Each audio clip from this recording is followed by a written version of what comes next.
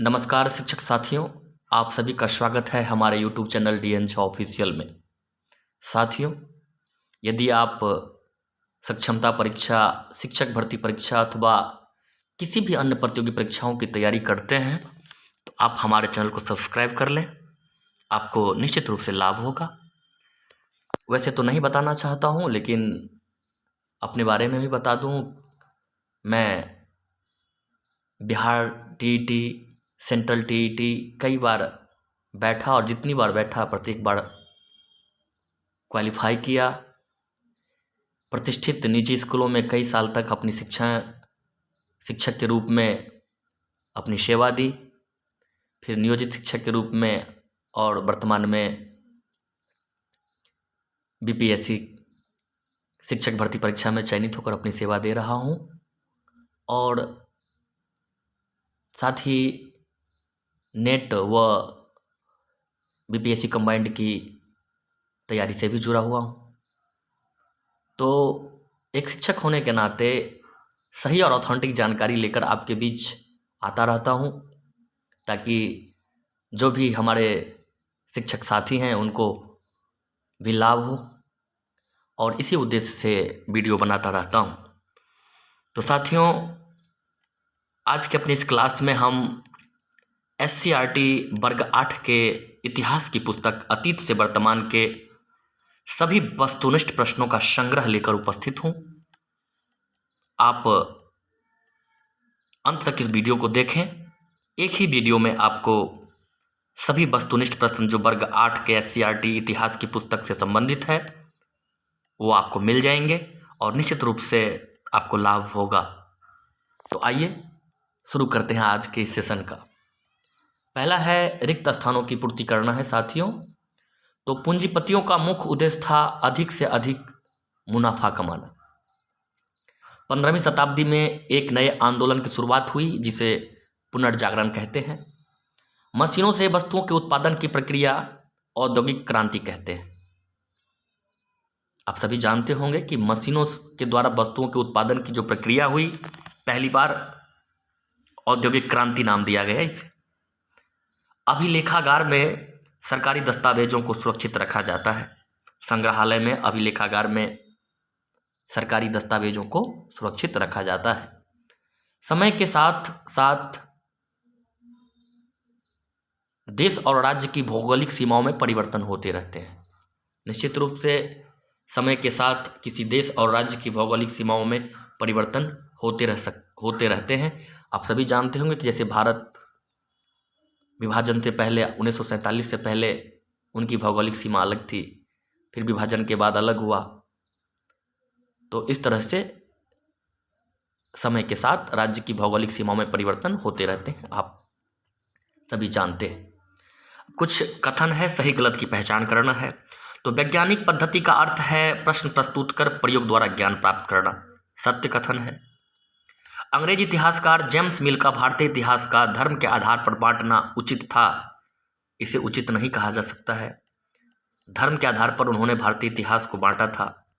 आपको मालूम होगा कि उन्होंने प्राचीन इतिहास को हिंदू काल, मध्यकालीन इतिहास को मुस्लिम काल, और जो आधुनिक इतिहास है उसको उन्होंने ब्रिटिश काल कहा। उन्हें ईसाई काल न कहकर ब्रिटिश काल कहा। अर्थात दो को उन्होंने धर्म के आधार पर बांट दिया और तीसरे को इससे दूर रखा, तो उनका ये करना उचित नहीं था। अमेरिकी स्वतंत्रता संग्राम के बाद वहाँ के लोगों ने गणतंत्र प्रणाली की शुरुआत नहीं की, गलत कथन है। गणतंत्र प्रणाली की वहाँ शुरुआत हुई। ऐतिहासिक स्रोतों से एक आम आदमी के बारे में भी जानकारी मिलती है?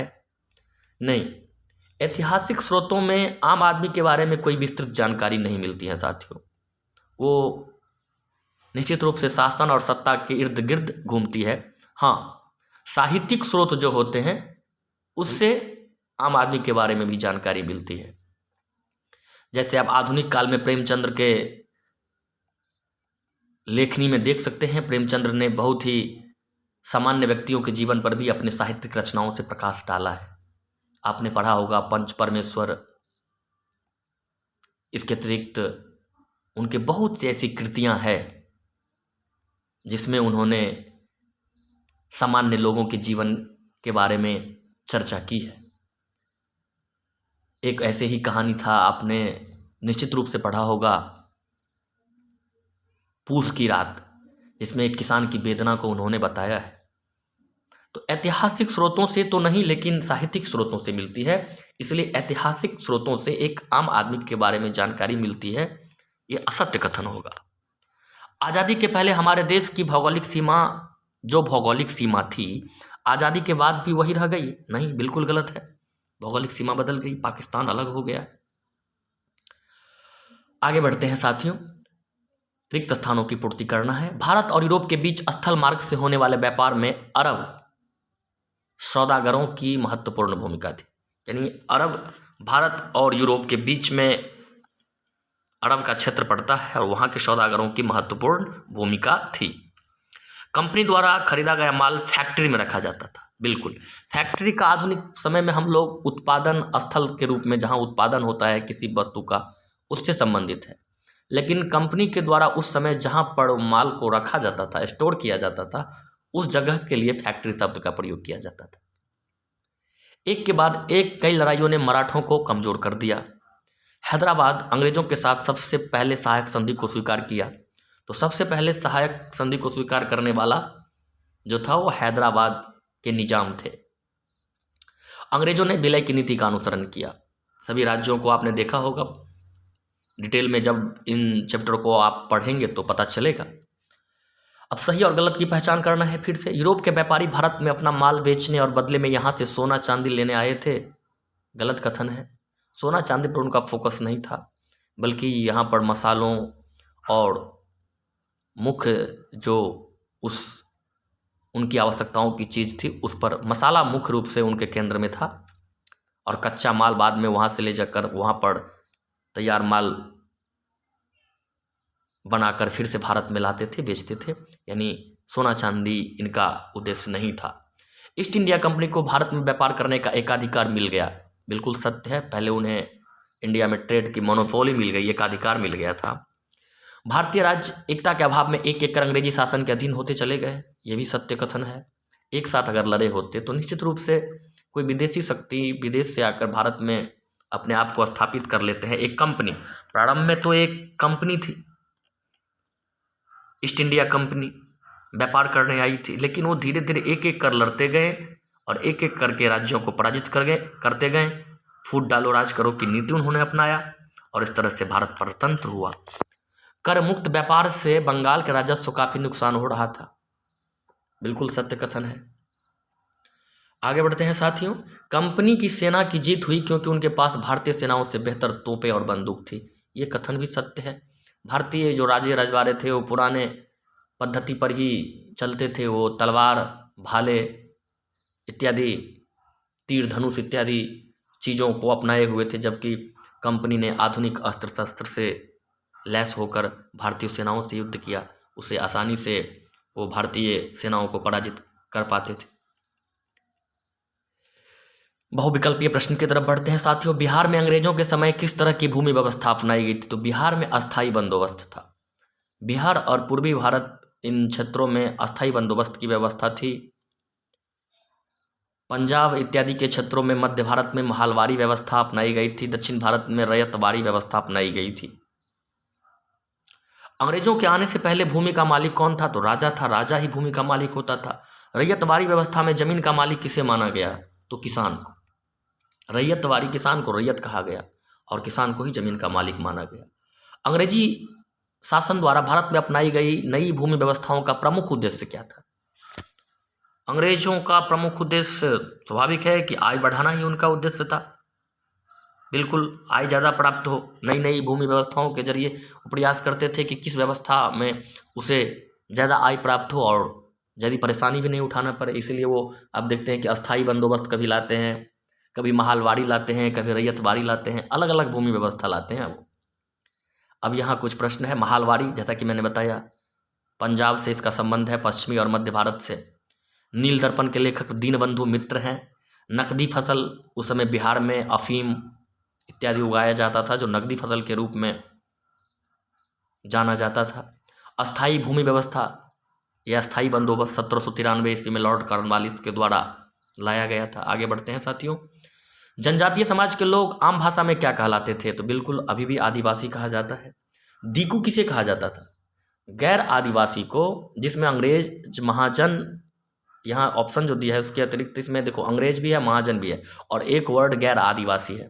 तो जो आदिवासी नहीं थे, बाहरी लोग थे, उन्हें वो लोग दीकू कहते थे। इसलिए ऑप्शन गौर सही होगा। बिरसा मुंडा किस क्षेत्र के निवासी थे? वो छोटा नागपुर के क्षेत्र से संबंधित थे। गिंडाल्यू ने अंग्रेजी सरकार की दमनकारी कानूनों को नहीं मानने का भाव जनजातियों में जगाकर गांधी जी के किस आंदोलन से जनजातीय आंदोलन को जोड़ने का सफल प्रयास किया? सविनय अवज्ञा आंदोलन से गिंडाल्यू ने नॉर्थ ईस्ट में जनजातियों को जोड़ दिया और अपने आप को गांधी जी के आंदोलन में शामिल किया। तो इसे भी आप याद रखेंगे, सविनय अवज्ञा आंदोलन से जुड़ी हुई है। झारखंड राज्य किस राज्य के विभाजन के परिणाम स्वरूप बना? बिहार से। और कब बना? आप सभी जानते होंगे, 15 नवंबर 2000 ईस्वी को बिहार से अलग होकर झारखंड राज्य की स्थापना हुई। निम्नलिखित को जोड़े बनाना है, मैच करना है। जादोनांग जेलियांग रांग आंदोलन, जो आदिवासियों का आंदोलन था, इससे संबंधित व्यक्ति हैं जादोनांग। बिरसा मुंडा सिंगबोगा, वो इससे संबंधित हैं। कंध जाति उड़ीसा में पाए जाते हैं। टिकेंद्र जीत सिंह मणिपुर क्षेत्रों में ये अंग्रेजों के विरुद्ध लड़ते थे। और जतरा भगत का संबंध ताना भगत आंदोलन से है। आगे बढ़ते हैं साथियों। 18वीं शताब्दी में भारत का प्रमुख उद्योग निम्नलिखित में से कौन था? तो भारत में प्रमुख उद्योग वस्त्र उद्योग था। Federation of Indian chambers of commerce and industry FICCI की स्थापना कब हुई? सन 1927 में। FICCI यानी federation of Indian chamber of commerce and industry, इसका फुल फॉर्म भी पूछा जा सकता है, कब स्थापना हुई? तो ये भी आप याद रखेंगे, और इसका जो फुल फॉर्म विस्तृत रूप है इसे भी आप याद रखेंगे। FICCI की सन 1927 में स्थापना हुई। जूट उद्योग का प्रमुख केंद्र पूर्वी भारत में अर्थात बंगाल में था उस समय। सन 1818 नहीं होगा साथियों, 1881 होगा। सन 1881 में अंग्रेजी सरकार ने किस उद्देश्य से मजदूरों के लिए नियम बनाए? तो मजदूरों की स्थिति में सुधार के लिए। मजदूरों की स्थिति में सुधार के लिए 1881 में लॉर्ड रिपन का कार्यकाल था, उन्होंने कानून बनाए मजदूरों की स्थिति में सुधार के लिए। वैसे उनका उद्देश्य पैसा कमाना भी था, लेकिन वो मजदूरों की स्थिति में सुधार भी चाहते थे। All India trade union Congress AITUC AITUC all India trade union Congress की स्थापना कब हुई? 1920 ईस्वी में all India trade union Congress की स्थापना हुई साथियों। आगे बढ़ते हैं। जूट उद्योग का संबंध बंगाल से है। ऊनी वस्त्र उद्योग कश्मीर से है। जामदानी बुनाई लखनऊ से संबंधित है। लौह उद्योग आप जानते हैं कि टाटानगर जमशेदपुर। नील बगान उद्योग चंपारण, नील सत्याग्रह बहुत चर्चित है, आप सभी जानते हो। आगे बढ़ते हैं साथियों। 1857 का विद्रोह कहाँ से प्रारंभ हुआ? मेरठ से। वैसे मई में मेरठ में 10 मई के आसपास की घटना मेरठ में विद्रोह प्रारंभ हो माना जाता है विद्रोह का, लेकिन इससे पहले मार्च में ही मंगल पांडे ने बैरकपुर छावनी से विद्रोह की घंटी बजाई थी। लेकिन सही रूप में अगर माना जाता है तो मेरठ से सिपाही विद्रोह प्रारंभ हुआ था 10 मई 1857 को। मंगल पांडे किस छावनी के युवा सिपाही थे? अभी मैंने चर्चा की, बैरकपुर। झांसी में विद्रोह का नेतृत्व किसने किया? सभी जानते हैं, झांसी की रानी लक्ष्मीबाई। तो लक्ष्मीबाई। कुंवर सिंह कहाँ के जमींदार थे? जगदीशपुर के थे। बहावी आंदोलन का नेतृत्व बिहार में किसने किया था? तो बिहार में एक प्रकार की ये भी अंग्रेजों के विरुद्ध आंदोलन था, बहावी आंदोलन, और उसके नेतृत्व करने वाले 2 भाई थे, मौलाना विलायत अली, इनायत अली। तो इसमें विलायत अली दिया है, इसलिए मैंने नीचे में इनायत अली भी लिख दिया। ये दोनों बहावी आंदोलन से जुड़े हुए थे और विलायत अली इसके नेतृत्व करता थे। आगे बढ़ते हैं साथियों।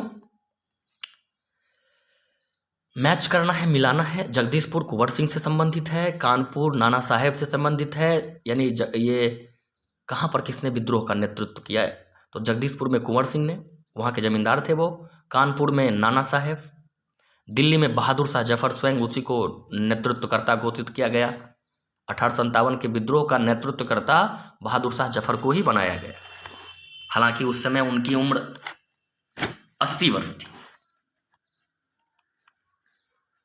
लखनऊ से बेगम हजरत महल का संबंध है। और मांझा प्रवास, इसको भी जान लीजिए साथियों। मांझा प्रवास विष्णु भट्ट गोडसे से संबंधित है। था क्या, इसकी तथ्य को समझ लीजिए। विष्णु भट्ट गोडसे एक ब्राह्मण था और वो एक यज्ञ के सिलसिले में मथुरा आया हुआ था और उसी समय विद्रोह की ज्वाला भड़क जाती है। झांसी क्षेत्र में जो विद्रोह होता है, तो वो यहाँ से जाने के बाद एक इस 1857 के युद्ध पर, मथुरा में जो हो रहे थे विद्रोह, उस पर उन्होंने एक रचना की, उस पर उन्होंने एक किताब लिखी। उसी का नाम है मांझा प्रवास और इसके लेखक हैं विष्णु भट्ट गोडसे।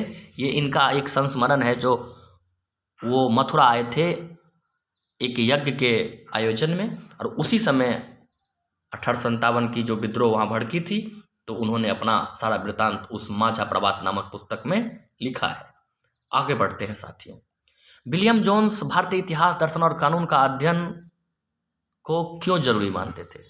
तो विलियम जोन्स एक ऐसे व्यक्ति थे जो भारतीय इतिहास, दर्शन और कानून के अध्ययन के प्रति वो दिलचस्पी दिखाते थे, और इसलिए कि भारत में बेहतर अंग्रेजी शासन स्थापित करने के लिए। ये उनका मुख्य उद्देश्य था कि जब हम भारत को जानेंगे तभी तो हम वहाँ पर बेहतर ढंग से शासन स्थापित कर सकते हैं। और इनका एक उद्देश्य भारतीय ज्ञान विज्ञान को बढ़ावा देना भी था। इसलिए अगर इसमें ऑप्शन आए एक से अधिक वाला, तो उसे भी आप लगा सकते हैं। आगे बढ़ते हैं साथियों। आधुनिक शिक्षा की भाषा किसको बनाया गया? स्वाभाविक है, अंग्रेजी को। एशियाटिक सोसाइटी ऑफ बंगाल की स्थापना विलियम जोन्स ने की। वहाँ पर वो काफ़ी पुस्तकों का, भारतीय ज्ञान विज्ञान की पुस्तकों को अंग्रेजी में अनुवाद करवाया। Asiatic Society of Bengal. औपनिवेशिक शिक्षा ने भारतीयों के मस्तिष्क में हीनता का बोध पैदा कर दिया। गांधी जी ऐसा क्यों मानते थे? तो भारतीयों द्वारा पश्चिमी सभ्यता को श्रेष्ठ मानने के कारण, चूंकि अंग्रेजी में ही शिक्षा दी जाती थी, इसलिए इसका ये ऑप्शन भी अंग्रेजी भाषा में शिक्षा के कारण। भाषा भी चेंज कर दिया गया, भारतीयों की भाषा शिक्षा ना होकर अंग्रेजी भाषा में शिक्षा। और जब ये उसकी भाषा में शिक्षा, तो स्वाभाविक है कि जो अंग्रेजी भाषा में शिक्षा, अंग्रेजी की शिक्षा में अंग्रेजों के साहित्य, अंग्रेजों के कल्चर को निश्चित रूप से उसमें निरूपित किया गया हो।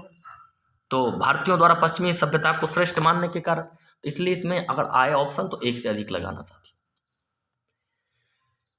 मैच करना है। विलियम जोन्स प्राचीन संस्कृतियों का सम्मान करते थे। रविंद्रनाथ टैगोर प्राकृतिक परिवेश में शिक्षा के पक्षधर थे। आपने रविंद्रनाथ टैगोर का लिखा हुआ एक मेरा जीवन संस्मरण पढ़ा होगा। इसमें वो कैसे स्कूलों से बचना चाहते थे, स्कूल जाने से, और स्कूलों की वातावरण उसे कैसे परेशान करते थे, इसका उन्होंने काफ़ी विस्तृत व्याख्या की है। तो इसी सोच पर आधारित उन्होंने आगे चलकर, आप देखे होंगे कि वो शांति निकेतन की भी वो स्थापना करते हैं। उनका मानना था कि शिक्षा बिल्कुल प्राकृतिक परिवेश में होनी चाहिए। तो रविंद्रनाथ टैगोर प्राकृतिक परिवेश में शिक्षा के समर्थक थे। टॉमस मैकाले आप जानते हैं कि मैकाले अंग्रेजी शिक्षा को प्रोत्साहन देते थे और प्रोत्साहन करने वाला था। महात्मा गांधी अंग्रेजी शिक्षा के विरुद्ध थे। अभी मैंने चर्चा की, गांधी जी मानते थे कि निश्चित रूप से खास करके बच्चों के जो शिक्षा है उसमें तो निश्चित रूप से वो कहते थे कि मातृभाषा में ही दिया जाना चाहिए। तो वो अंग्रेजी शिक्षा के विरुद्ध थे। इतना ही नहीं, जब अंग्रेजी शिक्षा लेते थे भारतीय, तो स्वाभाविक रूप से उसी की साहित्य होती, उसी का जो कल्चर, उन्हीं चीज़ों का वर्णन होता था। इसलिए गांधी जी अंग्रेजी शिक्षा के विरुद्ध थे। और पाठशालाएँ, हमारे देश में जो पाठशालाओं की व्यवस्था थी और पाठशालाओं में गुरु होते थे, निश्चित रूप से साथियों आप समझ गए होंगे इस मैच द फॉलोइंग को। आगे बढ़ते हैं। फूलों के द्वारा किस संगठन की स्थापना? महात्मा फूले के द्वारा सत्यशोधक समाज की स्थापना की गई। यहाँ ऑप्शन है गौ है, सत्यशोधक समाज की स्थापना की गई। गैर बराबरी विरोधी आंदोलन को केरल में किसके द्वारा प्रारंभ किया गया? केरल में नारायण गुरु थे। नारायण गुरु ने यानी जो समाज के निम्न जाति के लोग थे उनको समान अवसर दिलवाने के लिए, उनकी पूजा पाठ में, मंदिरों में समान प्रवेश के लिए उन्होंने आंदोलन चलाया, गैर बराबरी विरोधी आंदोलन। इससे संबंधित नारायण गुरु है, केरल से। पेरियार के द्वारा कौन सा आंदोलन चलाया गया? पेरियार के द्वारा आत्मसम्मान आंदोलन चलाया गया। वो भी इसी तरह से समाज में जो जाति पाति की व्यवस्था थी और गैर बराबरी था उसके विरुद्ध उन्होंने आत्मसम्मान आंदोलन चलाया, पेरियार। हरिजन सेवा संघ महात्मा गांधी के द्वारा किस वर्ष गठित किया गया? 1933 में। साथियों, आप जानते होंगे कि 1932 में पूना पैक्ट होता है गांधी और अंबेडकर के बीच, और गांधी जी जो अलग निर्वाचन व्यवस्था अंग्रेजों के द्वारा, जिसे कम्युनल अवार्ड कहा गया, रैमजे मैकडोनाल्ड के द्वारा जो व्यवस्थाएं लगाने का प्रयास था, गांधी जी ने अनशन किया था, और उसी अनशन के बाद गांधी जी और अंबेडकर के बीच एक समझौता हुआ था, पूना पैक्ट। इसके बाद गांधी जी ने 1933 में हरिजन सेवा संघ की स्थापना की, और हरिजन नाम भी गांधी जी के द्वारा ही दिया गया था छुआछूत भेदभाव को मिटाने के लिए। वो कहते थे हरि का जन, अर्थात ईश्वर का दास, ईश्वर का जन, ईश्वर का आदमी। बाबा भीमराव अंबेडकर के द्वारा किस वर्ष बहिष्कृत हितकारिणी सभा की स्थापना हुई? भीमराव अंबेडकर ने अपने बाल्यकाल में जो गैर बराबरी को झेला था, जो यातनाएं झेली थी, उन्होंने आगे चलकर बहुत सारे काम किए। समाज के जो दबे कुचले लोग थे उन्हें आगे बढ़ाने के लिए, उनके उत्थान के लिए, इसी क्रम में उन्होंने बहिष्कृत हितकारिणी सभा की स्थापना की, और इसकी स्थापना 1924 ईस्वी में की गई। याद रखिएगा साथियों, अच्छा क्वेश्चंस है, रिपीट होते रहते हैं ये क्वेश्चंस। स्त्रियों की असमानता की स्थिति पर पहली बार किसके द्वारा प्रश्न चिन्ह लगाया गया? तो अंग्रेज जब भारत में आए तो उस समय जो स्त्रियों की दुर्दशा थी उस पर उन्होंने पहली बार प्रश्न चिन्ह लगाया, अर्थात अंग्रेजों के द्वारा। शिक्षा किस वर्ग की महिलाओं तक सीमित रहा? स्वाभाविक है, तो जो बहुत उच्च वर्ग के लोग थे उन्हीं वर्ग की महिलाओं के तक शिक्षा सीमित था उस समय मध्यकालीन समाज में। कानून के द्वारा सती प्रथा का अंत कब हुआ? तो 1929 ईस्वी में डॉक्टर राजा राम मोहन राय के आग्रह पर, सतत प्रयास करने पर विलियम बेंटिक के द्वारा 1929 ईस्वी में कानून बनाकर सती प्रथा का अंत कर दिया गया। सती प्रथा आप सभी जानते होंगे क्या था। विधवा पुनर्विवाह के प्रति किसने अपना जीवन समर्पित कर दिया? ईश्वर चंद्र विद्यासागर। समाज में जो एक बात, पहले तो बाल विवाह होता था, बचपन में ही बच्चों की शादी हो जाती थी, विज्ञान और चिकित्सा की उतनी अच्छी व्यवस्था नहीं होने की वजह से असमय ही लोगों की मृत्यु हो जाती थी, और एक बार जिनके पति मर गए वो बाल विधवा जीवन भर विधवा रह जाती थी। तो उस समय के महान समाज सुधारक जो कि बंगाल से संबंधित थे, ईश्वर चंद्र विद्यासागर। साथियों, आप एक बात जान लीजिए कि आप जब इतिहास को देखेंगे, पढ़ेंगे, तो आप देखेंगे कि पूर्वी भारत अर्थात बंगाल में बहुत महान महान समाज सुधारकों का जन्म हुआ है। रविंद्रनाथ टैगोर, राजा राम मोहन राय को आधुनिक भारत का जनक पिता माना जाता है, भारतीय पुनर्जागरण का अग्रदूत माना जाता है। ईश्वर चंद्र विद्यासागर, ऐसे बहुत सारे महान संत, महान समाज सुधारक बंगाल की भूमि से देश को दिशा दिखाई है। तो विधवा पुनर्विवाह के प्रति अपना जीवन समर्पित करने वाले व्यक्ति ईश्वर चंद्र विद्यासागर थे। बाल विवाह निषेध अधिनियम किस वर्ष पारित हुआ? 1929 ईस्वी में। इसे भी साथियों आप याद रखेंगे।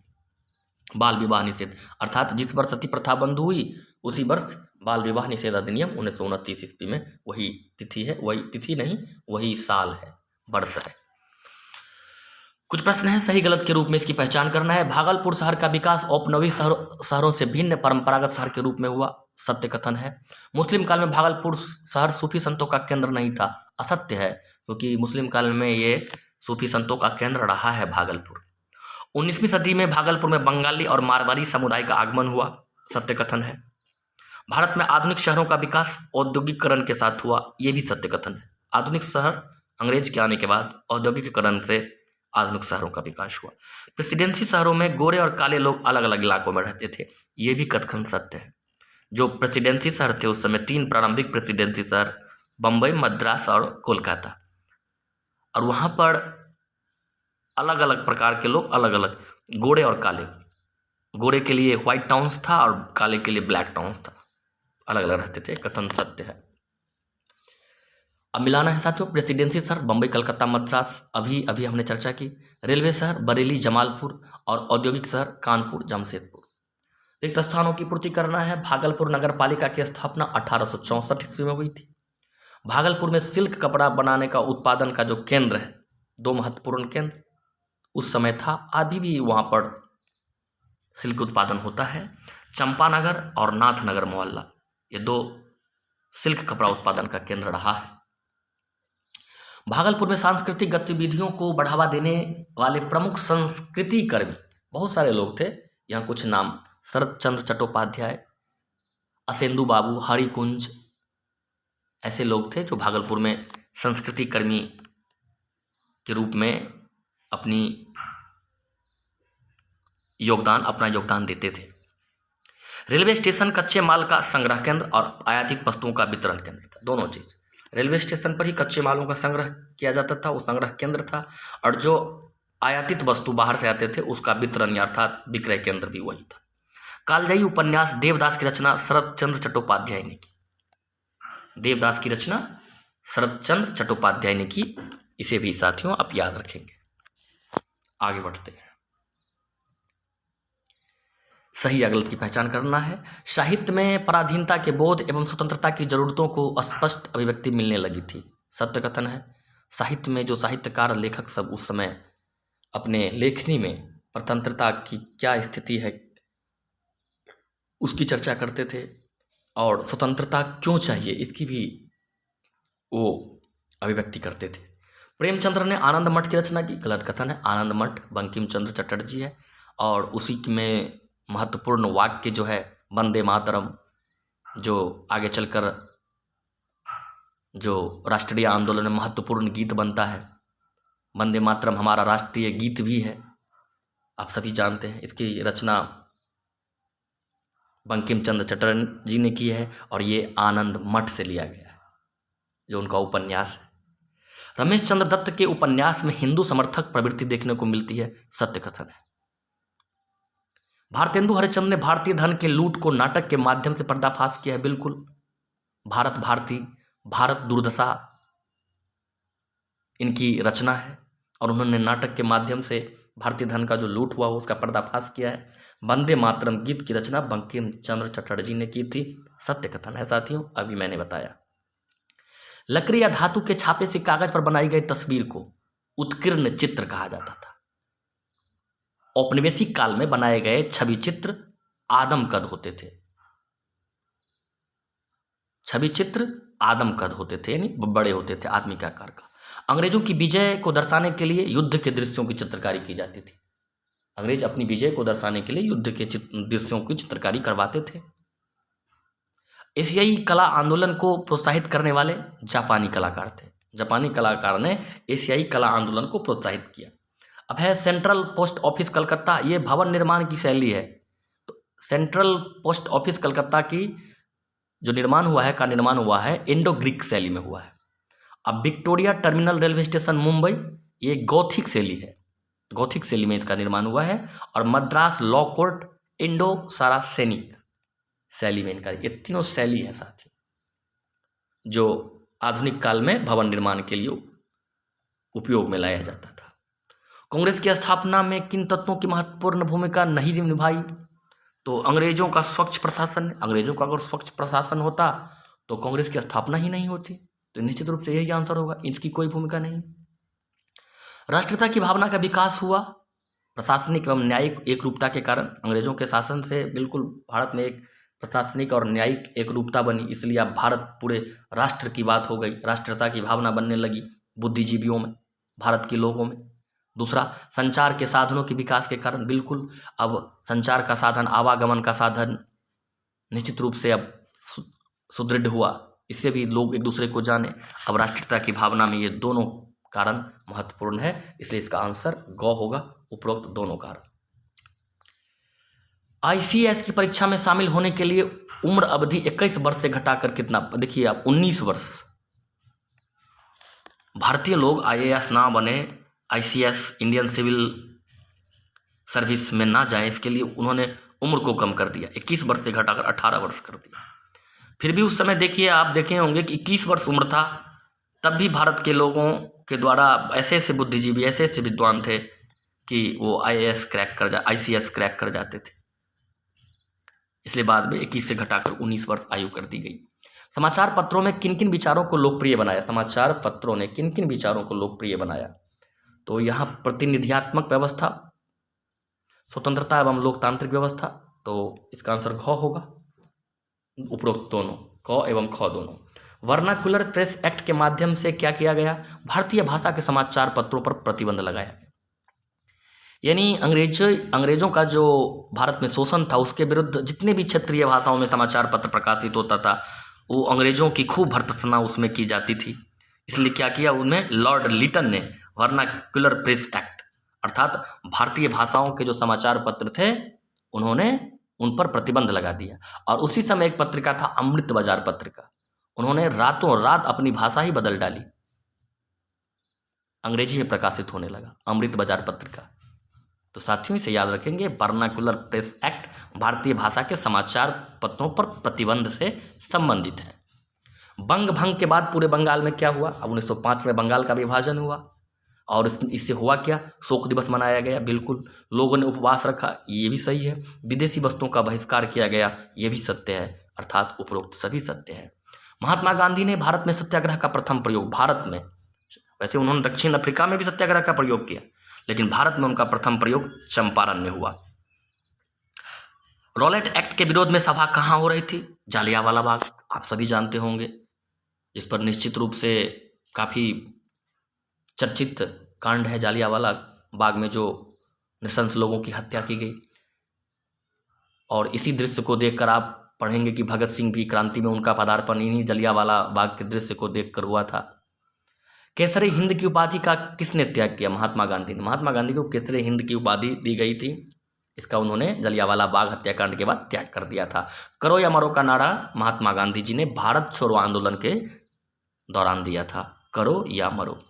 वर्षों पहले हमने भविष्य को प्रतिज्ञा दी थी, जिसके भाषण का अंश, किसके भाषण का अंश है? जवाहरलाल नेहरू के भाषण का अंश है। आज़ादी के समय भारत के पास कौन सी समस्या नहीं थी? देशी रियासतों के विलय, ये समस्या थी, बहुत सारे देशी रियासत, छोटे छोटे राजा राजवाड़े थे। शरणार्थी की समस्या, अब देश आज़ाद हुआ तो विभाजन हुआ, बहुत सारे लोग पाकिस्तान से भारत आए, तो वो जो शरणार्थी आए हुए थे इनकी भी समस्या थी। पुनर्वास की समस्या, अब शरणार्थी जो आए तो उसके रहने इत्यादि की व्यवस्था, तो पुनर्वास की भी समस्या थी। नेतृत्व की समस्या, नेतृत्व की समस्या नहीं थी क्योंकि भारत स्वतंत्र हो चुका था, यहाँ पर अपना नेतृत्व स्थापित हो चुका था, इसलिए आंसर घ होगा। अब इसमें कौन सही है इसको जानना है। तो आज़ादी के समय भारत देश की आज़ादी लगभग 34.5 करोड़ थी, फैक्ट है साथियों, याद रखिएगा, ये सत्य है, असत्य कथन को इसमें छांटना है। भारत खाद्यान्न के क्षेत्र में आत्मनिर्भर था? नहीं, भारत में खाद्यान्न के क्षेत्र में आत्मनिर्भरता नहीं थी, अर्थात वो दूसरों देशों पर निर्भर थे खाद्यान्न के लिए। 90% जनता कृषि पर निर्भर थी, ये भी सत्य कथन है। भारत में उद्योग की कमी थी, ये भी सत्य कथन है, तो इसका आंसर ख होगा, जो कि गलत है, असत्य कथन है। भारत खाद्यान्न के क्षेत्र में आत्मनिर्भर था। विभाजन के समय सबसे बड़ी समस्या क्या थी? धार्मिक उन्माद, धर्म के आधार पर देश बटा था, जहाँ तहाँ धार्मिक उन्माद हो रहे थे, धार्मिक दंगे हो रहे थे, सांप्रदायिक दंगे हो रहे थे, ये बहुत बड़ी समस्या थी, बहुत सारे लोगों की मृत्यु भी हुई, हत्या हुई ऐसे दंगों में। आगे बढ़ते हैं। भाषा के आधार पर सबसे पहले किस राज्य का गठन हुआ? आंध्र प्रदेश। तो भाषा के राज्य आधार पर बनने वाला पहला राज्य आंध्र प्रदेश है। अगर हिंदी उन पर थोपी गई तो बहुत सारे लोग भारत से अलग हो जाएंगे, किसने कहा था? देखिए आप सभी भी जानते होंगे, कहते हैं कि हिंदी हमारी राष्ट्रभाषा है, ये होना चाहिए, वो होना चाहिए, लेकिन इस देश में भी बहुत सारे जगह ऐसे हैं जहाँ हिंदी ठीक से नहीं बोली जाती है।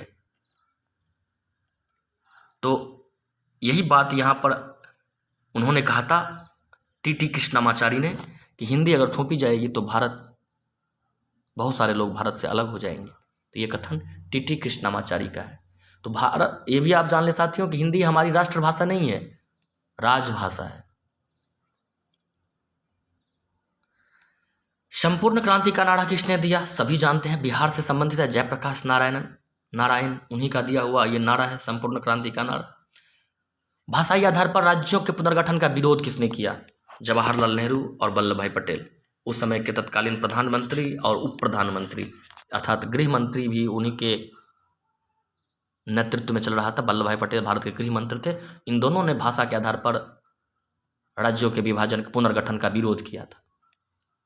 पोखरण का परीक्षण किसके प्रधानमंत्रित्व काल में हुआ? इंदिरा गांधी के काल में हुआ था पोखरण परीक्षण। संविधान सभा के अध्यक्ष के रूप में किसने हस्ताक्षर किया? ये बहुत जटिल प्रश्न है साथियों। आप सभी जानते हैं कि संविधान सभा के अध्यक्ष डॉक्टर राजेंद्र प्रसाद है, और वहाँ पर आंसर में आप देख रहे हैं जवाहरलाल नेहरू। तो अध्यक्ष के रूप में जहाँ पर राजेंद्र प्रसाद का सिग्नेचर होना चाहिए था, वहाँ पर ऐसा माना जाता है कि गलती से ही लेकिन जवाहरलाल नेहरू का सिग्नेचर हो गया है। इसलिए संविधान सभा के अध्यक्ष के रूप में किसने हस्ताक्षर किया है? तो जवाहरलाल नेहरू का ही नाम होगा साथियों इस ऑप्शन में, और प्राप्त साक्ष्यों के आधार पर इसी को सत्य कथन माना जाएगा। साथियों, वीडियो कैसा लगा ज़रूर बताइएगा। जैसा कि मैं पहले भी बता चुका हूँ कि मैं भी एक एस्पिरेंट हूँ, वर्तमान में एक शिक्षक के रूप में कार्यरत होते हुए बीपीएससी कंबाइंड, नेट इत्यादि की तैयारी से जुड़ा हुआ हूँ। तो अपने लिए जो कुछ करता हूँ वही चीज़ आपके बीच भी परोसते रहता हूँ। तो मेरा ये प्रयास कैसा लग रहा है आप लोग ज़रूर बताइएगा, और अगर आप चैनल पर नए हैं तो निश्चित रूप से सब्सक्राइब कर वीडियो को लाइक शेयर भी कर दीजिए, ताकि मेरा भी जो हौसला है वो बढ़े, और इसी तरह से निरंतर आपके बीच नई नई चीज़ लेकर आता रहूं। वीडियो को अंत तक देखने के लिए, सुनने के लिए आप सभी का बहुत बहुत धन्यवाद।